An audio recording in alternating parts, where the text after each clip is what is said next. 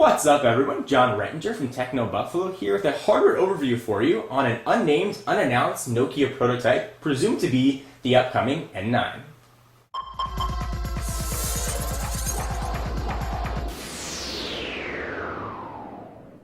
What's up everyone, John Rettinger from Techno Buffalo here with a hardware overview for you on an unnamed, unannounced Nokia prototype presumed to be the upcoming N9.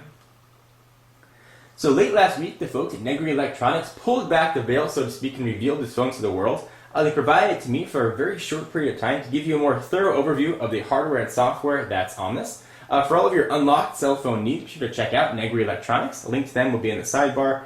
Great deals and just good people to work with. So let's go ahead and talk about specs. This thing is loaded with North American 3G bands, so you will get support for 850 and 1900.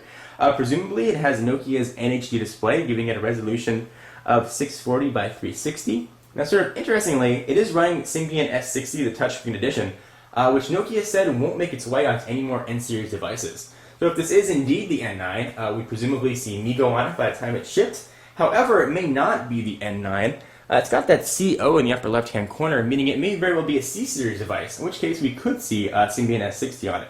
It's got a 4-inch capacitive touchscreen, which is multi-touch enabled. Pinch and zoom works very well on the web browser, which we'll see in an upcoming video.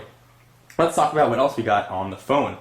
So the front here, you've got I believe a VGA resolution camera with a single LED flash. However, there's an open spot next to that LED, so this may actually have dual LED flashes in the front by the time it ships. On the back of the device, we are looking at an 8-megapixel camera with dual LED flash. Clearly, this is a prototype phone. The back is metal. We've got sort of some soft plastic off on the side. It feels very solid and very well built. And let's talk a bit more about some of the specs and what the hardware looks like. On the left-hand side of the phone, you've got a lock button, so what you can use to lock or unlock the phone. On the right-hand side, you've got sort of an interesting volume toggle. Slide that up and down to adjust your volume. You've got your expansion card right here, which I thought for a while was actually a physical button, but it's not. And you've got a dedicated camera button right there. Just a microphone and lanyard port on the bottom. Speaker on the front, that's not a button. On the top, a 3.5mm headset jack. You've got a power and another lock button. And underneath this guy, we've got your micro USB port and HDMI out. Something kind of neat and we're trying to see with a lot more phones. This is a slider, this sort of unique slider mechanism, so let me show that to you.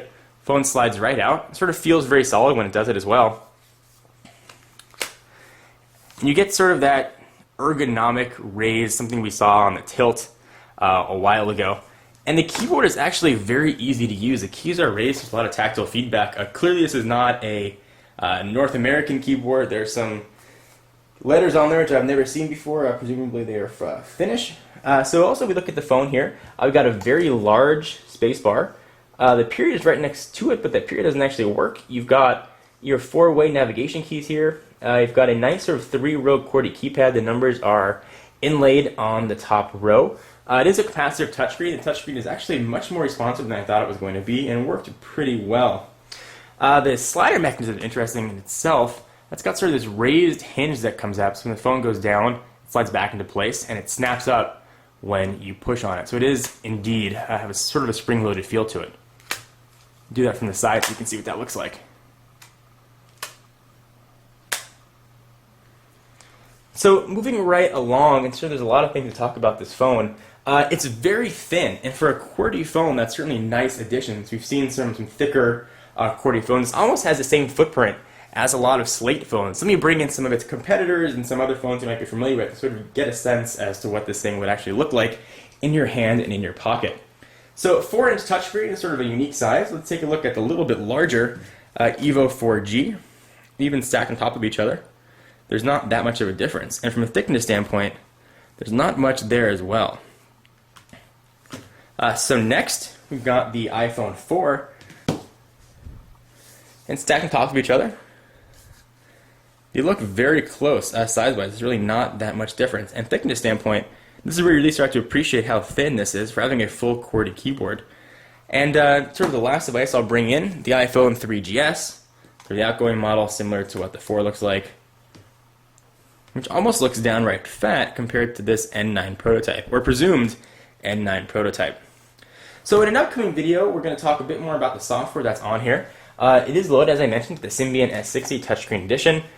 We do have multi-touch and is a capacitive touchscreen, and seems to work relatively well, actually. The touchscreen is very well calibrated. Makes me think that perhaps we will see S60 shipping on this, but again, a lot can change by the time this is shipped and announced. So anyway, guys, I am John Rettinger from Techno Buffalo. For all your tech news, be sure to check out the website, techno